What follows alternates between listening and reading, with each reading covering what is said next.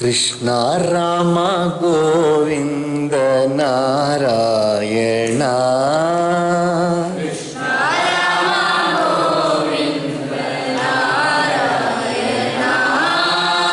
Krishna Rama Govinda Narayana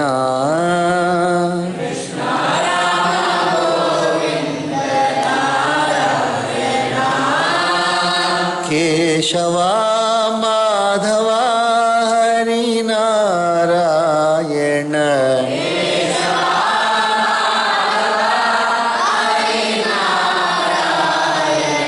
Keshava Madhava Harinarayana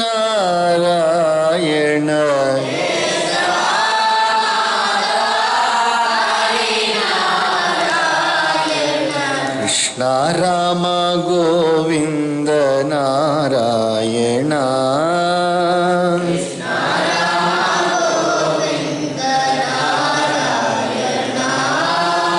Krishna Rama Govinda Narayana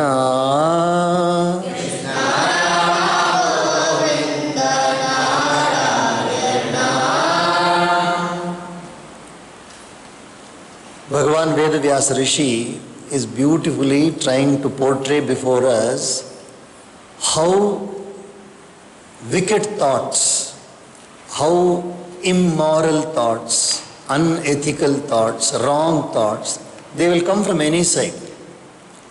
Because the thought, the source for the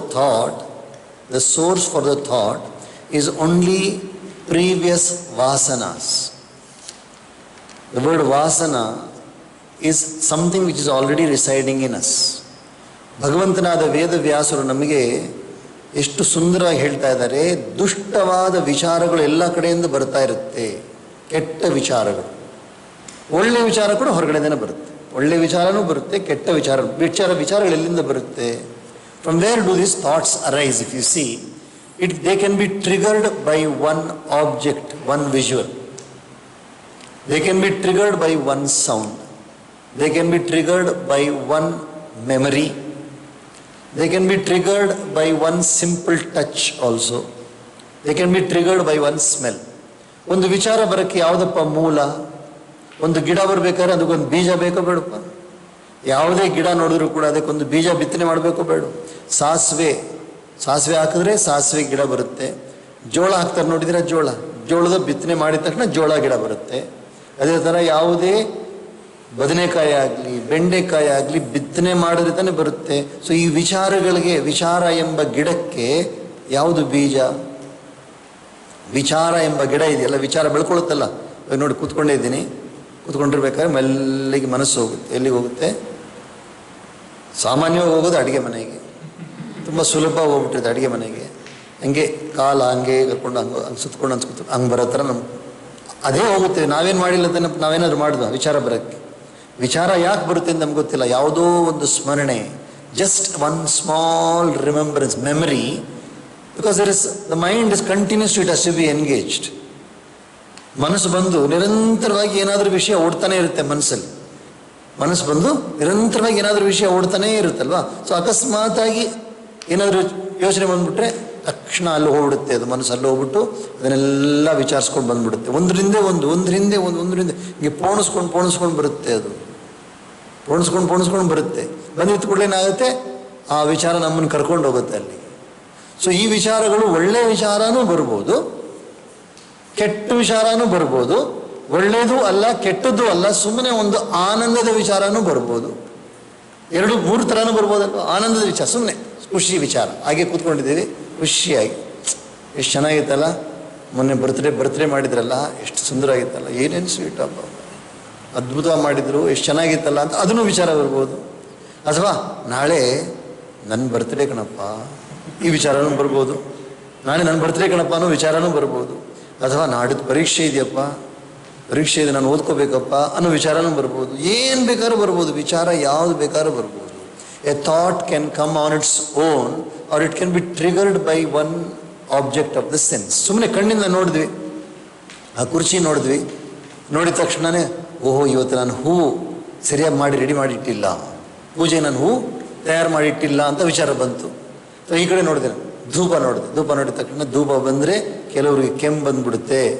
ನೋಡಿದ ತಕ್ಷಣ ಕಣ್ಣು ನೋಡಿದ ಧೂಪ ನೋಡಿದ ತಕ್ಷಣ ಕೆಮ್ಮು ಬರುತ್ತೆ, ಅದನ್ನು ತೆಗೆದಿಟ್ಬಿಡ್ರಿ ಅಂತ ಒಂದು ವಿಚಾರ ಬರುತ್ತೆ. ಒಂದೊಂದಕ್ಕೆ ಒಂದೊಂದು ವಿಚಾರ ಬರುತ್ತೆ ಅಲ್ವಾ? ಯಾವುದನ್ನೇ ನೋಡಿದ ವಿಚಾರ ಬರುತ್ತೆ. ಒಂದು ಶಬ್ದ ಬಂತು, ಅವ್ರು ಬಂದಿದ ತಕ್ಷಣ ಒಂದು ವಿಚಾರ ಬಂತು. ಈ ಥರ ವಿಚಾರಗಳು ಬರ್ತಾನೆ ಇರುತ್ತೆ. ಸೊ ಇದರಲ್ಲಿ ನಾವು ಯಾವುದನ್ನು ನಿಲ್ಲಿಸಬೇಕು, ಯಾವುದನ್ನು ನಾವು ಪೋಷಿಸಬೇಕು, ಯಾವ ವಿಚಾರವನ್ನು ನಾವು ನಿಲ್ಲಿಸಬೇಕು, ಯಾವ ವಿಚಾರವನ್ನು ನಿಲ್ಲಿಸ್ಬೇಕಪ್ಪ, ಯಾವ ವಿಚಾರ ನಿಲ್ಲಿಸ್ಬೇಕು, ಯಾವುದನ್ನು ನಾವು ಮುಂದುವರಿಸಬೇಕು. Which type of a thought should we foster, which type of a thought should we encourage, and which type of a thought should we discourage. We should decide. ಇದು ನಮ್ಮ ಕೈಯಲ್ಲಿದೆ. If you allow the thoughts to go on, they will go on. ವಿಚಾರಗಳು ಹೋಗ್ತಾನೆ ಇರುತ್ತೆ.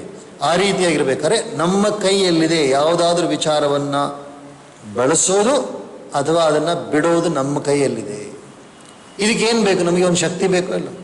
ಒಂದು ಶಕ್ತಿ ಬೇಕಾಗಿದೆ. ಯಾವುದು ಆ ಶಕ್ತಿಗೆ ಏನು ಹೆಸರು? ಸಂಕಲ್ಪ ಶಕ್ತಿ. ಅದಕ್ಕೆ ಶಕ್ತಿಗೆ ಏನು ಹೆಸರು? ಸಂಕಲ್ಪ ಶಕ್ತಿ.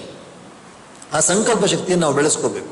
V have to develop this ಸಂಕಲ್ಪ ಶಕ್ತಿ that we can determine. We should decide and say, no, this I will not encourage, this I will encourage. If that shakti will not come without satsang, ಸತ್ಸಂಗ ಇಲ್ಲದೆ ಹೋದರೆ, ಈ ರೀತಿಯಾದ ಧರ್ಮಗ್ರಂಥಗಳ ಅಧ್ಯಯನ ಇಲ್ಲದೆ ಹೋದರೆ ಆ ಸಂಕಲ್ಪ ಶಕ್ತಿ ಬರೋದಿಲ್ಲ. ಸಂಕಲ್ಪ ಶಕ್ತಿ ಬರೋದು ಯಾಕಪ್ಪ ಅಂದರೆ, ಹೆಂಗೆ ಬೇಕೋ ಯಾವ ಬೇಕಾದ್ರೂ ಮಾಡ್ಬೋದಲ್ವ? ಸ್ವತಂತ್ರವಾಗಿದ್ದರೆ ಏನು ಬೇಕಾದ್ರೂ ಮಾಡ್ಬೋದು. ಆದರೆ ಧರ್ಮಗ್ರಂಥಗಳಲ್ಲಿ ಹೇಳುತ್ತೆ. ಇವರು ನೋಡಿ, ಕಲಿ ಪುರುಷ ಬಂದಿದ್ದಾರೆ, ಕಲಿಯುಗದ ಪುರುಷ ಬಂದಿದ್ದಾನೆ. ಪರೀಕ್ಷಿತ್ ಮಹಾರಾಜ ತುಂಬ ಅಲರ್ಟ್ ಆಗ್ಬೋದು. ನೀವು ನೋಡಿರ್ತೀರಾ, ನಮ್ಮ ಇವರಿದ್ದಾರೆ ನೋಡು, ಮಿಲಿಟ್ರಿನವರು ಅಥವಾ ಪೊಲೀಸ್ನವ್ರು ನೋಡಿರ್ತೀರಲ್ಲ, ಮಿಲಿಟ್ರಿನವ್ರು ಪೊಲೀಸ್ ಹೆಂಗೆ ನಿಂತಿರ್ತಾರೆ? ಗನ್ ಇಟ್ಕೊಂಡು ನಿಂತಿರ್ತಾರೆ. ಬಾಡಿ ಗಾರ್ಡ್ ನೋಡಿದ್ದೀರಾ? ಮಂತ್ರಿ ನಿಂತಿರ್ತಾರೆ, ಹಿಂದೆಗಡೆ ನಿಂತಿರ್ತಾರೆ, ಇಬ್ಬರು ನಿಂತಿರ್ತಾರೆ. ಅವ್ರ ಕಣ್ಣು ಎಲ್ಲಿರುತ್ತೆ? ಅಂಗರಕ್ಷಕರು ಇರ್ತಾರಲ್ಲ, ಆ ಅಂಗರಕ್ಷಕರ ಕಣ್ಣು ಎಲ್ಲಿರುತ್ತೆ ಗೊತ್ತಾ? ಪೂರ್ತಿ ಎಲ್ಲ ಕಡೆ ನೋಡ್ತಾ ಇರ್ತಾರೆ. ಯಾಕೆ ನೋಡ್ಬೇಕು ಅವರು? ಯಾರಾದರೂ ಏನಾದರೂ ತಪ್ಪು ಮಾಡಿಬಿಡ್ತಾರೆ, ಇವರಿಗೆ ಯಾರು ಮಾತಾಡ್ತಾ ಇದ್ದಾರೋ, ಯಾರಿಗೆ ಅಂಗರಕ್ಷಕವಾಗಿದ್ದಾರೋ ಅವ್ರ ಮೇಲೆ ಏನಾದರೂ ದಾಳಿ ಮಾಡಿಬಿಡ್ತಾರೆ, ಹೊಡೆಯಕ್ಕೆ ಬಂದ್ಬಿಡ್ತಾರೆ ಅಂತ ಅಂಗರಕ್ಷಕ ಬಾಡಿ ಗಾರ್ಡ್ ತುಂಬ ಅಲರ್ಟ್ ಆಗಿ. You seen the sentries are the body guards of a particular person of a dignitary, how they stand alert, absolutely alert. Their eyes will be fully open, ears will be fully open, mouth will be shut. ಬಾಯಿ ಮುಚ್ಚಿರುತ್ತೆ, ಕಣ್ಣು ಕಿವಿ ಮಾತ್ರ ಚುರುಕಾಗಿರುತ್ತೆ. ಹೌದಾ ಇಲ್ಲ? ಏನಕ್ಕೋಸ್ಕರ? ತಪ್ಪು ನಡಿಬಾರ್ದು, ಯಾವುದೂ ತಪ್ಪು ನಡಿಬಾರ್ದು. ಆ ತಪ್ಪು ನಡೆದ್ಬಿಟ್ಟು ಏನಾಗುತ್ತೆ, ಸ್ವಲ್ಪ ಅವಕಾಶ ಕೊಟ್ಟುಬಿಟ್ರೆ ಮತ್ತೆ ನಾವು ಮೇಲೆ ಹೋಗೋದು ಬದಲು ಬಿದ್ದು ಬಿಡ್ತೀವಿ. Instead of rising, we will fall down because we gave way. We are the ones who are going to give way. Don't blame anybody else. Don't blame anybody else for your thoughts. Don't blame anybody else for your actions. Don't blame anybody else for the suffering which you are undergoing. You are the cause. Because you gave way. Blaming others is an excuse. Always is an excuse. ಇನ್ನೊಬ್ಬರನ್ನ ನಾವು ಅವರಿಂದ ನನಗೆ ಹಿಂಗಾಯಿತು, ಅವರಿಂದ ನಿನ್ಗಾಯಿತು, ಇದಾಯ್ತು ಅಂತ ಹೇಳಿದ್ರೆ ತಪ್ಪದು. ನಮ್ಮಿಂದಲೇ ನಮ್ಮ ಕಷ್ಟ ಬರುತ್ತೆ. ನಮ್ಮ ಕಷ್ಟ ಯಾಕೆ ಬರುತ್ತಪ್ಪ? ನಮ್ಮಿಂದ ಬರುತ್ತೆ. ನಮಗೆ ಸುಖ ಯಾಕೆ ಬರುತ್ತೆ? ನಮ್ಮಿಂದ. ಸುಖಾನು ನಮ್ಮಿಂದಾನೆ, ಅವ್ರ ಕಷ್ಟನೂ ನಮ್ಮಿಂದಾನೆ. ಈ ಎರಡೂ ಕಾರಣವನ್ನು ಚೆನ್ನಾಗಿ ತಿಳ್ಕೋಬೇಕು ನಾವು. ಯಾವುದೇ ಕಾರಣಕ್ಕೆ ನಾವು ದುಷ್ಟ ವಿಚಾರಗಳಿಗೆ ಜಾಗ ಕೊಡಬಾರದು. ದುಷ್ಟವಾದ ವಿಚಾರಗಳಿಗೆ ನಾವು ಯಾವತ್ತೂ ಜಾಗ ಕೊಡಬಾರ್ದು. ಅಕಸ್ಮಾತ್ ಮನಸ್ಸಲ್ಲಿ ಬಂತು ಅಂತ ಹೇಳಿದ್ರೆ ತಕ್ಷಣ ಅದನ್ನು ಏನು ಮಾಡಬೇಕು? ಕತ್ತರಿಸ್ಬಿಡ್ಬೇಕು. ಆ ಕೆಟ್ಟ ವಿಚಾರವನ್ನು ತಕ್ಷಣ ಕತ್ತರಿಸ್ಬಿಡು, ನಿಲ್ಲಿಸ್ಬಿಡ್ಬೇಕು. ನಿಲ್ಲಿಸಲಿಲ್ಲ ಅಂದ್ರೆ ಏನಾಗುತ್ತೆ ಅಂತ ಹೇಳಿದ್ರೆ ಮುಂದುವರಿತಾನೇ ಇರುತ್ತೆ, ಬೆಳೆಯುತ್ತೆ. ಹೆಂಗೆ ಬೆಳೆಯುತ್ತೆ? ಕಳೆ ಬೆಳೆಯುತ್ತೆ. ನೋಡಿದ್ದೀರಾ ನೀವೆಲ್ಲ? ಎಲ್ಲಿ ನೋಡಿದ್ದೀರಾ ಕಳೆ? ಹೊಲದಲ್ಲಿ ನೋಡಿದ್ದೀರಲ್ಲ? ಹೊಲಿನಲ್ಲಿ ಗದ್ದೆಯಲ್ಲಿ ತುಂಬ ಒಳ್ಳೆ ಬಿತ್ತನೆ ಮಾಡಿರ್ತಾರೆ. ಅದ್ರ ಜೊತೆಯಲ್ಲೇ ಕಳೆ ಬಂದ್ಬಿಡ್ತಾರೆ. In fields, in agricultural fields, nobody wants weeds. Agricultural fields, nobody wants weeds. Does anybody want weeds? Weeds are not going to help us in any manner, but we want crop. But who is coming along with the crop? Weeds are coming along with the crop. What I am saying is what we practically see, isn't it? Suppose you have sown wheat. ಗೋಧಿ ಬಿತ್ತನೆ ಮಾಡಿದ್ದೀರಪ್ಪ, ಇಲ್ಲ ಜೋಳ ಬಿತ್ತನೆ ಮಾಡಿದ್ದೀವಿ, ಇಲ್ಲ ಭತ್ತ ಬಿತ್ತನೆ ಮಾಡಿದ್ದೀವ. ನಮಗೇನು ಬೇಕು? ಭತ್ತ ಬೇಕಾ, ಅಕ್ಕಿ ಬೇಕಾ, ಅಥವಾ ಜೋಳ ಬೇಕಾ, ಅಥವಾ ನಮಗೆ ಗೋಧಿ ಬೇಕಾ ಅಥವಾ ಕಳೆ ಬೇಕಾ? ನಮ್ಗೆ ಕಳೆ ಬೇಕಾ? ಯಾರಿಗಾದ್ರು ಕಳೆ ಬೇಕಾಗಿದೆಯಾ? ಕಳೆ ಬೇಡ ತಾನೆ. ಅವಾಗೇನು ಮಾಡ್ತೀವಿ ನಾವು? ಕಳೆನ ತೆಗಿತೀವಿ. ಕಳೆ ತೆಗೆಯೋದು ಸುಲಭನಾ? ಒಂದೊಂದಾಗಿ ತೆಗಿಬೇಕು. You know, you have to remove those weeds one by one. If you allow the weeds to grow, ಕಳೆಗಳು ಜಾಸ್ತಿ ಆಗ್ಬಿಡುತ್ತೆ ಅಂತ ಹೇಳಿದ್ರೆ ಪೈರೇನಾಗುತ್ತೆ? ಪೈರು ಹಾಳಾಗುತ್ತೆ. ಕಳೆಗಳು ಜಾಸ್ತಿ ಆದಷ್ಟು ಪೈರು ಬೆಳೆಯಲ್ಲ. ಪೈರ್ ಮೇಲೆ ಬರುತ್ತಾ? ಯಾಕಂದರೆ ಆ ನೀರು ಮತ್ತು ಆ ಪೌಷ್ಟಿಕಾಂಶವನ್ನು ಯಾರು ತಿಂತಾರೆ? ಆ ಕಳೆ ತಿಂದ್ಬಿಡುತ್ತೆ.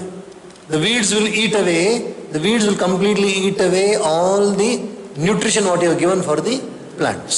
It will take away the water, it will take away the manure, everything. It will start growing very powerful. When the weeds start growing powerful, you will become a weak person, the crop will become weak.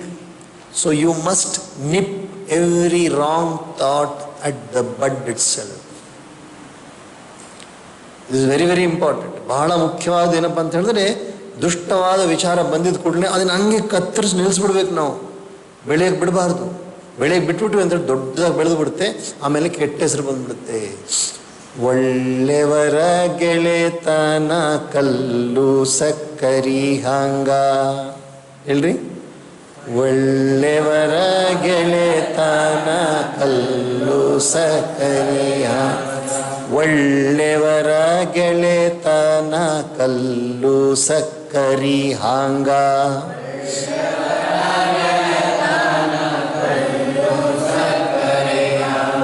ಕುಲ್ಲರ ಗೆಳೆತನ ಮಾಡಿದರ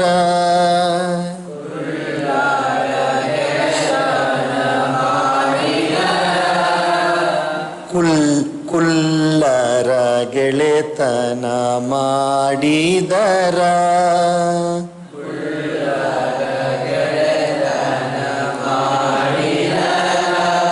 ಕುಲ್ಲರ ಗೆಳೆತನ ಮಾಡಿದರ ನನ್ನ ಕಂದ.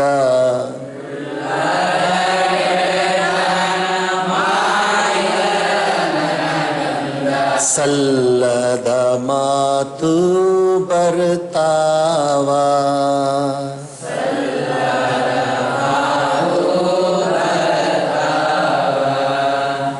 ಒಳ್ಳೆಯವರ ಗೆಳೆತನ ಕಲ್ಲು ಸಕ್ಕರಿ ಹಾಂಗ.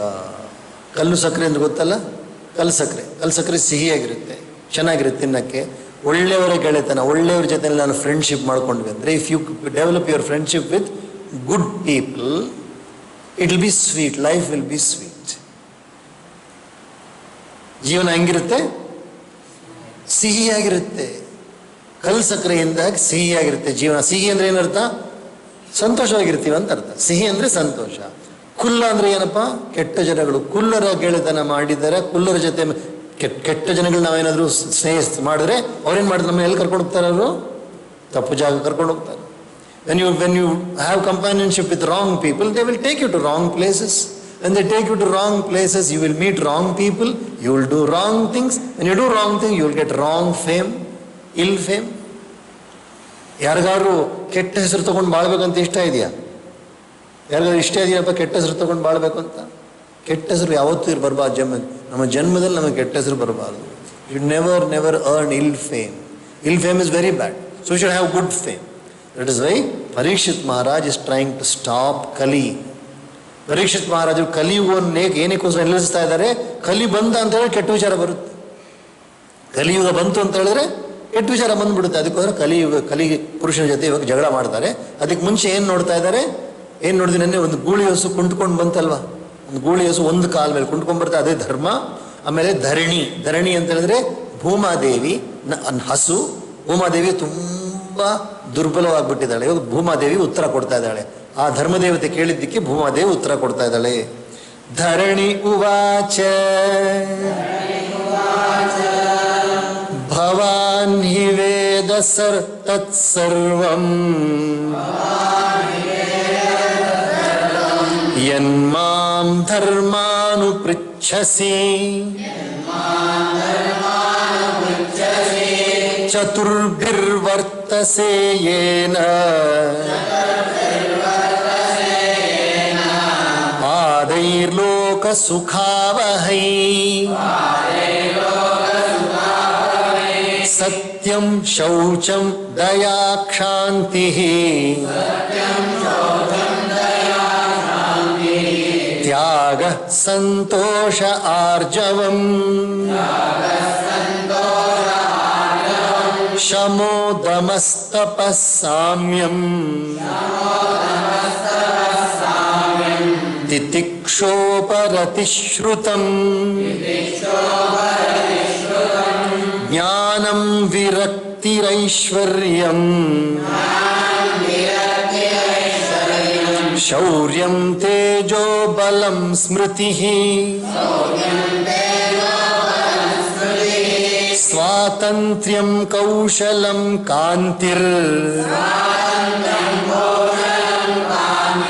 धैर्यं मार्दवमेव च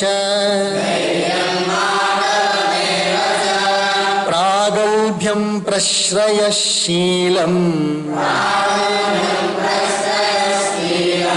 सह ओजो बलं भगः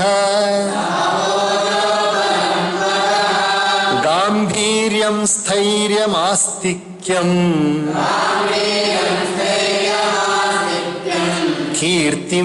कीर्तिर्मानो नहङ्कृतिः एते चान्ये च भगवन् नित्या यत्र महागुणा प्रार्थ्या महत्त्वमिच्छद्भिर् न वियन्ति स्म कर्हिचित् तेनाहं गुणपात्रेण श्रीनिवासेन साम्प्रतम् शोचामि रहितं लोके आत्मना कलिनेक्षितम् आत्मानं चानुशोचामि भवन्तं चामरोत्तमम् देवान् पितॄन् ऋषीन् साधून् सर्वान् वर्णांस्तथाश्रमान्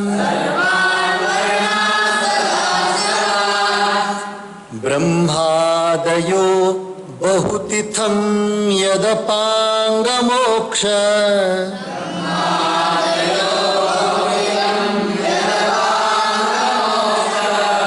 कामास्तपः समचरन् भगवत् प्रपन्ना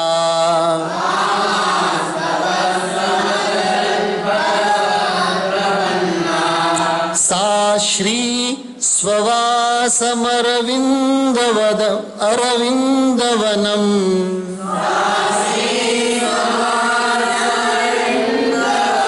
सा श्री स्ववासमरविन्दवनं विहाय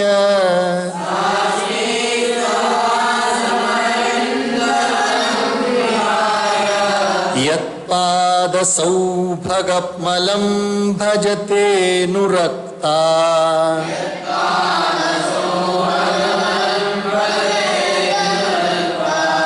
तस्याहमब्ज कुलिशाङ्कुशकेतुकेतैः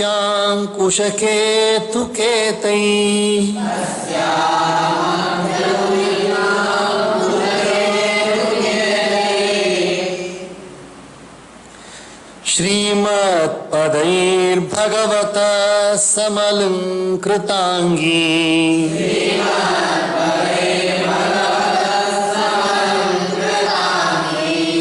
त्रीनत्यरोच उपलभ्य ततो विभूतिम्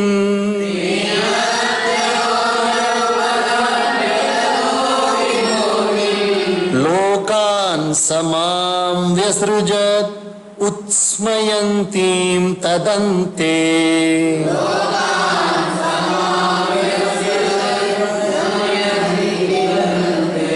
यो वै ममातिपरमासुरवंशराज्ञा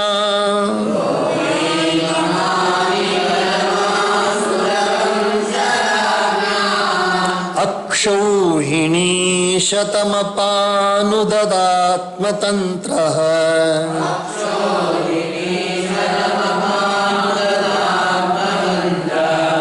त्वां दुःस्थमूनपदमात्मनि पौरुषेण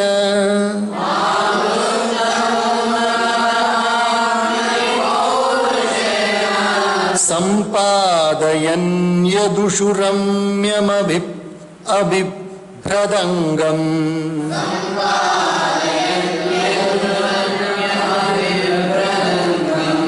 कावासहेत विरहं पुरुषोत्तमस्य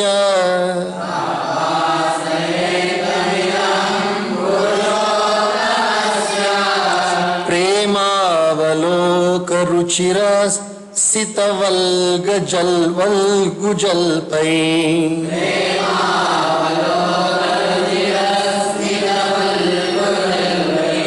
स्थैर्यं समानमहरन् मधुमानिनीना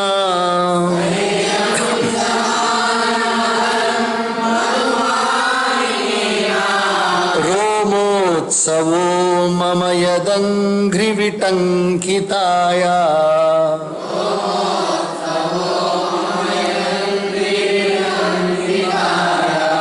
तयोरेवं कथयतो पृथिवी धर्मयोस्तदा परीक्षिन्नाम राजर्षिः प्राप्तः प्राचीं सरस्वतीं जय जय श्रीमद्भागवते महापुराणे पारमहंस्यां संहितायां प्रथमस्कन्धे पृथ्वी धर्म संवादो नाम षोडशः। Dharani or earth Bhuma Devi replied. The question was made by Dharma Devata in the form of a bull with one leg, and Dharani Bhuma Devi has come in the form of a cow, a very, very lean and emaciated, absolutely unhealthy cow. So the Dharma Devata asked the Prithvi, why are you in this bad condition? So Prithvi is replying now. Bhuma Devi ivaga uttara kodta idale. Dharmadevate ಒಂದೇ ಕಾಲಲ್ಲಿ ಕುಂಟ್ಕೊಂಡು ಬಂದಿರೋ ಆ ಗುಳಿ ಹಸು ಬಂದು ಇವಾಗ ಧರ್ಮದೇವತೆಯಾದ ದೇವಿಯನ್ನು ಅಂದರೆ ಗೋಮಾತಾ ಅವಳನ್ನು ಕೇಳ್ತಾರೆ, ಏನಾಯ್ತಮ್ಮ, ಯಾಕೆ ಇದರ ಒಂಥರ ನೊಂದ್ಕೊಂಡಿದ್ಯಾ ಅಂತ ಕೇಳಿದಾಗ ಭೂಮಾದೇವಿ ಉತ್ತರ ಕೊಡ್ತಾ ಇದ್ದಾಳೆ. Dharma, you surely know all that you ask me. It was due to him Shri Krishna that you were endowed till the other day with all your 4 feet that were conducive to the happiness of the world. ಈ ಧರ್ಮದೇವತೆ, ನಿಮಗೆ ಗೊತ್ತಿದೆಯಲ್ಲಪ್ಪ, ನಿನಗೆ ಚೆನ್ನಾಗಿ ಗೊತ್ತಿದೆ, ಇದುವರೆಗೂ ನಾವೆಲ್ಲ ಸಂತೋಷ ಇದ್ದಿದ್ದಕ್ಕೆ ಕಾರಣ ಯಾರು? ಶ್ರೀಕೃಷ್ಣ ಪರಮಾತ್ಮ. ನಾವೆಲ್ಲ ಸಂತೋಷವಾಗಿದ್ದ ಕಾರಣ ಯಾರು? ಶ್ರೀಕೃಷ್ಣ ಪರಮಾತ್ಮ. ಅವ್ರು ನಮ್ಮನ್ನು ಬಿಟ್ಬಿಟ್ಟು ಹೊಟ್ಟೋಗ್ಬಿಟ್ಟಿದ್ದಾರಲ್ಲ. ಇದುವರೆಗೂ ಅವ್ರು ನಮ್ಮ ಜೊತೆ ಇದ್ದಾಗ ನಾವೆಲ್ಲ ಸಂತೋಷವಾಗಿದ್ದು, ಅವ್ರು ನಮ್ಮನ್ನು ಬಿಟ್ಬಿಟ್ಟು ಹೊಟ್ಟೋಗಿದ್ದಾರಲ್ಲ, ಅದಕ್ಕೆ ತಾನೇ ನಮ್ಗೆ ದುಃಖ ಆಗ್ತಾ ಇರೋದು. He has left us and gone. It was due to him that you were endowed till the other day. Krishna ಇದ್ದಿದ್ದಕ್ಕೆ ತಾನೇ. Because Krishna was there only all your 4 feet were there. Because Krishna was there only you were healthy. Because Krishna was there I was also healthy. Now when he has left us, how can we be healthy? Nay, truthfulness, purity, compassion, forbearance, liberality, contentment, guilelessness, composure of mind, subjugation of the senses, austerity, evenness of temper, endurance, pietism, sacred knowledge, self-realization, dispassion, absence of thirst for sensuous enjoyment, lordship, power to rule, heroism, majesty, strength, right judgment, independence, absolute freedom, dexterity, loveliness of form, fortitude, gentleness of disposition, exceptional intelligence, modesty, amiability, quickness of mind, acuteness of the senses and bodily vigor, good fortune, sobriety, steadiness, reverence, good reputation, respectability and absence of egotism, These and many other excellent virtues which are sought by men aspiring for greatness are ever present in him and never decline, O blessed one. ಇಷ್ಟು ಗುಣಗಳನ್ನು ಒಂದೇ ಲಕ್ಕವಾಗಿ ಹೇಳ್ಕೊಂಡ್ಬಿಡ್ತಾರೆ ತಾಯಿ ದೇವಿ ಭೂಮಾದೇವಿ. ಇಷ್ಟು ಗುಣಗಳೆಲ್ಲವೂ ಕೂಡ ಎಲ್ಲಿ ಕೃಷ್ಣ ಇರ್ತಾರೋ ಅಲ್ಲಿ ಈ ಗುಣಗಳಿರ್ತವೆ.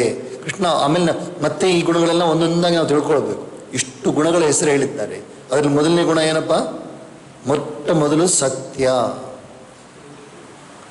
ಸತ್ಯವಾದ ಟ್ರೂತ್ಫುಲ್ನೆಸ್. ಸತ್ಯ ಎಲ್ಲಿರುತ್ತೆ? ಭಗವಂತನಾದ ಶ್ರೀಕೃಷ್ಣ ಎಲ್ಲಿರ್ತಾರೋ ಅಲ್ಲಿ ಸತ್ಯ ಇರುತ್ತೆ. ಅವ್ರು ಹೋಗಿದ ತಕ್ಷಣ ಏನಾಗುತ್ತೆ? ಸತ್ಯನೂ ಜೊತೆಲಿ ಹೊಟ್ಟೋಗ್ಬಿಡುತ್ತೆ. ಪ್ಯೂರಿಟಿ ಅಂದರೆ ಶುದ್ಧತೆ, ಶುದ್ಧವಾದ ಮನಸ್ಸು ಅಲ್ಲೇ ಇರುತ್ತೆ ಎಲ್ಲಿ ಕೃಷ್ಣ ಇರ್ತಾರೆ. ಕಂಪ್ಯಾಷನ್, ಕರುಣೆ, ಕೃಷ್ಣ ಎಲ್ಲಿರ್ತಾರೋ ಅಲ್ಲಿ ಕರುಣೆ ಇರುತ್ತೆ. ಫೋರ್ಬೇರೆನ್ಸ್, ತಡ್ಕೊಳ್ಳೋ ಶಕ್ತಿ to bear difficulties. Forbearance is the ability to bear difficulties. Forbearance ಅಂದರೆ ಕಷ್ಟವನ್ನು ಸಹಿಸೋ ಶಕ್ತಿ. ಕೃಷ್ಣ ಇದ್ರೆ ನಾವು ಸಹಿಸ್ಕೊಳ್ತಾ ಇದ್ವಿ. ಲಿಬರಾಲಿಟಿ ಅಂತ ಹೇಳಿದ್ರೆ ಉದಾರವಾದ ಸ್ವಭಾವ. ಬೇರೆಯವ್ರ ಕಷ್ಟದಲ್ಲಿದ್ದರೆ ಅವ್ರಿಗೆ ಸಹಾಯ ಮಾಡೋದು. ಬೇರೆಯವ್ರಿಗೆ ಕಡಿಮೆ ಹಣ ಇದ್ದರೆ ನಮ್ಮ ಹತ್ರ ಇರೋ ಹಣವನ್ನು ಕೊಡ್ಬೋದು. ಬೇರೆಯವ್ರಿಗೆ ತುಂಬ ದುರ್ಬಲರಾಗಿದ್ದರೆ ನಮ್ಮ ಶಕ್ತಿನ ಅವ್ರಿಗೆ ಕೊಡೋದು. ಬೇರೆಯವ್ರಿಗೆ ಏನಾದರೂ ಬರಲ್ಲ ಅಂದರೆ ಅವ್ರಿಗೆ ಹೇಳ್ಕೊಡೋದು. ಇದು ಲಿಬರಾಲಿಟಿ. ಕಂಟೆಂಟ್ಮೆಂಟ್, ತೃಪ್ತಿ. ದುರಾಸೆ ಉಲ್ಟಾ. ದುರಾಸೆ ಅಂದರೆ ಜಾಸ್ತಿ ಬೇಕು ಅನ್ನೋ ಆಸೆ. ಕಂಟೆಂಟ್ಮೆಂಟ್ ಅಂದರೆ ಸಾಕು ಎನ್ನೋ ಭಾವನೆ. ಸಾಕು ಅಂತ ಮನಸ್ಸು ಬಂದರೆ ಮನುಷ್ಯ ಸಂತೋಷವಾಗಿರ್ತಾನೆ. ಸಾಕು. ಕಂಟೆಂಟ್ಮೆಂಟ್ ಅಂದರೆ ಸಾಕು ಎಂಬ ಭಾವನೆ. ಗೈಲ್ಲೆಸ್ನೆಸ್ ಅಂತ ಹೇಳಿದ್ರೆ ಮೋಸ ಇಲ್ಲದ ಸ್ವಭಾವ. It is honesty. Guilelessness, nothing to hide. From guilelessness comes guilty. ಏನಾದರೂ ಬಚ್ಚಿಟ್ಕೊಂಡ್ರೆ ಮನಸ್ಸಲ್ಲಿ ಅವಾಗ ಮುಖದಿಂದ ಗೊತ್ತಾಗ್ಬಿಡುತ್ತೆ ಏನೋ ಬಚ್ಚಿಟ್ಕೊಂಡಿದ್ದಾನೆ, ಇವನು ಏನೋ ಬಚ್ಚಿಟ್ಟಿದ್ದಾನೆ ಅಂತ ಗೊತ್ತಾಗ್ಬಿಡುತ್ತೆ. ಆದರೆ ತುಂಬ ಸ್ಪಷ್ಟವಾಗಿದ್ದರೆ, ಶುದ್ಧವಾಗಿದ್ದರೆ ಏನೂ ಬಚ್ಚಿಟ್ಕೊಳ್ಬೇಕಾಗಿಲ್ವಲ್ಲ. ಈ ರೀತಿಯಾದ ಗುಣಗಳು ಎಲ್ಲವನ್ನು ಭೂಮಾದೇವಿ ವರ್ಣನೆ ಮಾಡ್ತಾರೆ. ಮತ್ತೆ ನಾಳೆ ಓದೋಣ. ಶ್ರೀಮನ್ ನಾರಾಯಣ ನಾರಾಯಣ ನಾರಾಯಣ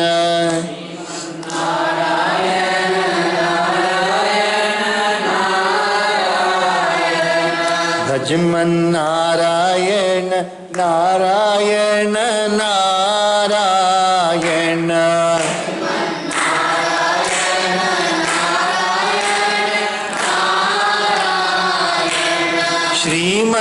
ಶ್ರೀಮನ್ನಾರಾಯಣ ನಾರಾಯಣ ನಾರಾಯಣ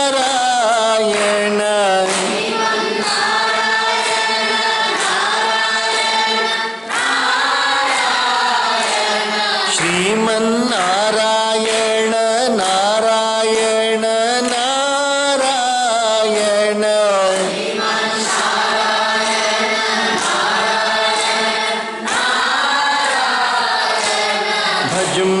ಭಜಮನ್ನಾರಾಯಣ ನಾರಾಯಣ ನಾರಾಯಣ